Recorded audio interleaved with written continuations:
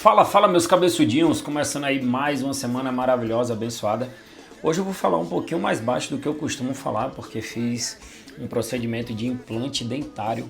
Era algo que eu já tinha que fazer há um certo tempo, até pensei em ficar alguns dias sem gravar. Minha dentista me sugeriu que eu não gravasse, mas sinceramente eu não resisto, a galera me mandando em direct perguntando se vai ter conteúdo, se não vai, mas só pra vocês terem uma noção aqui, ó. Tudo sangrando por aqui. Mas o importante é entregar o conteúdo para vocês e lembrando sempre de forma gratuita, beleza? Teremos aí nesta quarta-feira jogos de campeonato italiano, Copa da Liga Inglesa, Libertadores e temos mais alguns outros jogos aí para poder trazer as análises. São já aqui quase 2 horas da tarde, os jogos começam daqui a pouco, ainda vai passar por uma breve edição esse vídeo.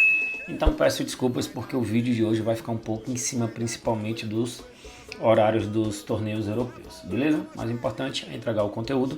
Já aproveita, se você não é inscrito no canal, se inscreve, valoriza aí esse sacrifício que eu tenho tido aqui para poder gravar para vocês. Não deixa de comentar aqui, tamo junto cabeçudo, valeu cabeçudo. E vamos nessa porque tem jogos para a gente poder analisar sem muita conversa. Hoje vai dar Pedro Feitosa. E a análise do nosso primeiro jogo para esta quarta-feira é Juventus enfrentando a equipe do Parma. Campeonato italiano, Juventus é o terceiro colocado, o Parma é o 17º, Juventus tem 9 jogos, 4 vitórias, 5 empates, o time ainda não perdeu. É o único time que ainda não tem uma derrota sequer em todo o campeonato italiano. A diferença é que a Napoli tem vencido muito mais. A Napoli empatou um jogo, venceu um e venceu os outros 8, por isso está na liderança do campeonato. Enquanto isso, o Parma tem apenas uma única vitória. Qual é a minha análise para esse jogo aqui, sem muito arrodeio? É uma vitória da equipe da Juventus, que não perdeu 9 dos últimos 10 confrontos. Por isso, segue ainda sem derrotas no campeonato italiano. Então, para Juventus e Parma, a minha análise, uma vitória da equipe da Juve dentro de casa, que aí, vencendo, pode te levar a 20 pontos, assumir a liderança e tomar o lugar da Inter de Milão. O nosso segundo jogo é clássico inglês, Tottenham enfrentando a equipe do Manchester City. O jogo é válido pela Copa da Liga Inglesa, por isso vemos aqui uma odd de 2,80 para a equipe do Manchester City, que pode estar levando aí um time misto para essa competição. O City não costuma levar os seus melhores jogadores quando se trata de Copa. Então, toma muito cuidado com a possível vitória do City ou não, porque essa odd aí, ela tem esse valor mais alto justamente por conta do possível time misto ou até mesmo 100% reserva. Qual é a minha análise para esse jogo aqui? Duas equipes que atacam muito, que finalizam muito e que acabam forçando aí defesas dos dois goleiros. A minha análise é para mais de 6,5 defesas dos dois goleiros. É a soma das defesas do goleiro do Tottenham com a soma das defesas do goleiro do City. O que é que pode acontecer também nessa partida? O Tottenham sair na frente e o City colocar alguns dos seus titulares para poder não perder o avanço para a próxima fase da competição, que já estamos nas oitavas de finais, beleza? Então, para esse jogo de Tottenham e Manchester City, a minha análise são mais de 6,5 defesas dos dois goleiros. É um mercado especial que eu particularmente gosto muito, trabalho muito e tenho ótimos resultados. E o nosso terceiro jogo é Campeonato Brasileiro, porque temos Internacional enfrentando a equipe do Flamengo. O Inter marcou 1 ou mais gols nos últimos 10 jogos. O Inter que tem aí pelo menos um gol no primeiro tempo na partida em 9 das últimas 10 partidas. O Flamengo que tem sido um time aí um time de poucos gols no campeonato, ao menos de 2,5 em 80% dos jogos do Flamengo. Não é comum essa característica aí para a equipe rubro-negra. E menos de 3,5 gols também em 8 dos últimos 10 jogos. Galera, desculpa aí, mas é porque eu vou falando e parece que vai doendo mais ainda. Mas vamos nessa. Qual é a minha análise para esse jogo aqui? Eu já falei para vocês sobre um mercado específico para o Flamengo nos seus jogos, principalmente de Campeonato Brasileiro, que é o mercado de cartões. O Flamengo para ter menos cartões do que os seus adversários. Inclusive eu falei dessa operação para o jogo contra o Juventude, se eu não me engano terminou 6 cartões para o Juventude e 2 apenas para o Flamengo. Para esse jogo, aqui ó, eu vou até mostrar essa estatística. Ó. O Flamengo é o time disparado que menos toma cartões em todo o campeonato. Pra você ter uma noção, vai jogar hoje contra o Inter, um Inter que já tomou 82 cartões amarelos. Ah, Pedro, e por que o Inter está aqui como se tivesse menos cartões que o Palmeiras, que tem 75, porque o Palmeiras tem 5 vermelhos? Então eles colocam a média onde o cartão vermelho vale mais do que o cartão amarelo. E nessa média de pontuação, o Palmeiras fica à frente. Mas você vê, ó, o Inter tem mais amarelo do que Cruzeiro, Atlético Paranaense, Vasco, São Paulo. Não, São Paulo não. São Paulo tem 82, 84, do que o Grêmio, que é o 10º time aqui, ó, em pontuação, porque tem 7 vermelhos. Então, assim, é um time que toma muitos cartões. Ó. O Atlético Mineiro é o 5º time que mais toma cartões, mas muito por conta dos 10 vermelhos que tomou em relação à pontuação. Então, o que é que eu busco aqui de valor para essa partida? Eu entrei no mercado de cartões e busquei aqui, ó, handicap cartões. Inter ou empate em número de cartões. Então, como é essa operação aqui? Se o Inter tiver mais cartões que o Flamengo, a gente ganha. Se tiver um empate em número de cartões nessa partida, ainda assim a gente ganha. A gente só perde se o Flamengo tiver mais cartões do que a equipe do Internacional. Galera, tem valor demais, estou dentro dessa operação. Penso até em fazer alguma espécie de alavancagem aqui com mais cartões do Inter, pagando 2,74. Mostrei para vocês que o Inter tem muito mais cartões do que a equipe do Flamengo quando se considera número de cartões amarelos. E aí vem um detalhe, aqui também vai entrar a contabilidade dos cartões vermelhos, e cartão vermelho conta como 2 cartões. Então vou dar um exemplo. O Flamengo teve 2 cartões amarelos no jogo e o Inter teve 1 vermelho. Então na pontuação termina empatado, 2 cartões contra 2. Assim a gente ganharia a nossa operação, porque a gente está no handicap. Agora eu vou dar um exemplo. O Flamengo teve 1 vermelho e o Inter teve 1 amarelo. Nesse caso a gente perderia, porque o Flamengo contabiliza como 2 cartões, já que a pontuação do vermelho conta como 2, e o Inter teria 1 amarelo. Galera, estou dentro dessa operação, vejo muito valor, e o Flamengo é disparado o time que menos recebe cartões em todo o campeonato. E com essa odd de 1,70, ainda estando protegido pelo empate, onde o empate a gente ganha, né? Nem que anula, né? Nem empate anula, empate a gente ganha, empate e cartões.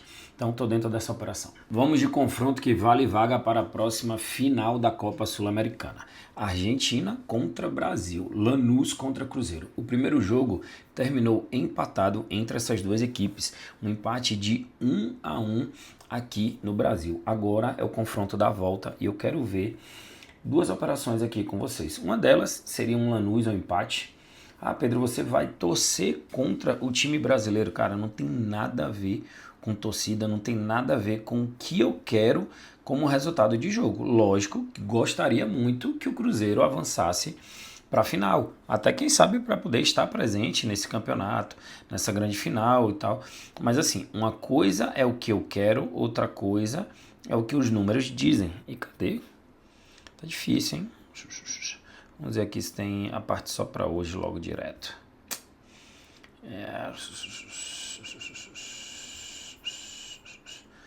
Melhor fazer assim, ó. Atualiza a página e vamos nessa. Galera, vamos dar uma olhadinha já aqui nos números do Cruzeiro. Ó. Lanús não venceu nos últimos 5, menos de 3,5 gols nos últimos 10, menos de 2,5 em 8 dos últimos 10. Cruzeiro não venceu nos últimos 7, levou 1 ou mais gols nos últimos 6, teve menos de 3,5 gols nos últimos 9. Como é que está o mercado de gols aqui?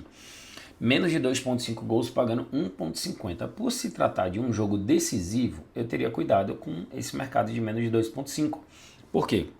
Caso o Cruzeiro consiga sair na frente, o Lanús vai ter que jogar tudo, porque perder por 1, por 2, por 3 é indiferente. Agora, o Lanús sai na frente, o Cruzeiro também precisa sair para o jogo. Tem aquela questão também de ser um jogo mais estudado? Talvez, o primeiro jogo já foi 1-1. Então, teria muito cuidado em trabalhar esse under 2,5 gols. Então tá aqui, ó, Copa Sul-Americana, Lanús contra Cruzeiro. E aí temos 2 operações aqui, ou talvez 3. Ó. Lanús ou empate. Lanús empate anula. Ou trabalhar aqui mercado de cartões, que me agrada bastante. Isso mesmo.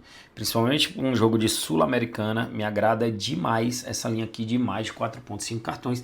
Sinceramente, essa é a minha melhor análise para esse jogo de Lanús contra o Cruzeiro. Mais de 4,5 cartões, lembrando que cartão vermelho conta como 2. Então, para esse confronto de Lanús e Cruzeiro, a minha melhor análise é trabalhar no over cartões dessa partida, mais de 4,5 cartões. Eu gosto sempre de lembrar, galera, joguem com responsabilidade, o jogo é apenas para maiores de 18 anos. A minha ideia aqui é trazer números, estatísticas, análises para que melhore os resultados de vocês ou que pelo menos abra sua mente para outros tipos de possibilidades e mercados que talvez você não olhava antes, beleza? Então, toma muito cuidado, jogue com responsabilidade e agora vamos ao último jogo da nossa quarta-feira, porque tem Peñarol e Botafogo, jogo que vale vaga para a final da Libertadores. Vamos ao último jogo porque temos Peñarol enfrentando a equipe do Botafogo. Primeiro jogo foram incríveis 5-0 na casa do Botafogo. Agora olha que detalhe. O Peñarol, ele não levou gols em 8 dos últimos 10 jogos e nem perdeu 8 das últimas 10 partidas. Aí veio sofrer gols todos logo de uma única vez num jogo de semifinal da Libertadores. E o mais interessante é que o jogo terminou 0-0 o primeiro tempo. Os 5 gols aconteceram no segundo tempo. O Botafogo não perdeu nenhum dos últimos 10 jogos, marcou o primeiro gol nos últimos 4 e teve menos de 3,5 gols em 9 dos últimos 10 jogos. Só não teve menos de 3,5 na última partida contra o Peñarol, que foi justamente o 5-0. O que é que eu vejo? Eu vejo um Botafogo jogando muito bem, um Botafogo muito organizado, mas que esse placar de 5-0 é um placar que não combina nem mesmo com os números recentes do Botafogo. Não é comum você ver Botafogo aplicando goleadas de 3, 4, 5 gols. Não é o comum. É um time que vem jogando muito bem organizado. Qual é a minha análise para esse jogo aqui? Acredito que o Peñarol deve jogar tudo, principalmente no seu primeiro tempo, buscando pelo menos um gol antes dos 20 minutos. Se isso acontecer, pode dar ao jogo uma certa animação. E aí, onde é que eu venho trabalhar nesse jogo? Venho trabalhar aqui mais de 8,5 escanteios. Mais de 8,5 escanteios com odd de 1,64. Por quê? Você vai ter um Peñarol jogando e se abrindo completamente durante toda a partida, o que vai dar muito contra-ataque para a equipe do Botafogo. E te digo mais, não acredito num Botafogo jogando totalmente retrancado igual vi o Atlético Mineiro ontem contra o River. Deu muito certo, mas poderia ter dado errado caso tivesse tomado um gol antes dos primeiros 30 minutos de jogo. Mas deu tudo certo. O Atlético conseguiu segurar o jogo completo e terminou 0-0. Para esse jogo, pela vantagem de 5 gols que o Botafogo tem, não acredito num Botafogo totalmente retrancado. E detalhe, quando vier para o contra-ataque, vai vir muito bem organizado com os seus jogadores de velocidade. Então vejo aí boas possibilidades para escanteios, assim como vi no jogo de ontem. O jogo de ontem tivemos mais de 20 escanteios. Aqui o que buscamos são pelo menos 9 cantos na partida.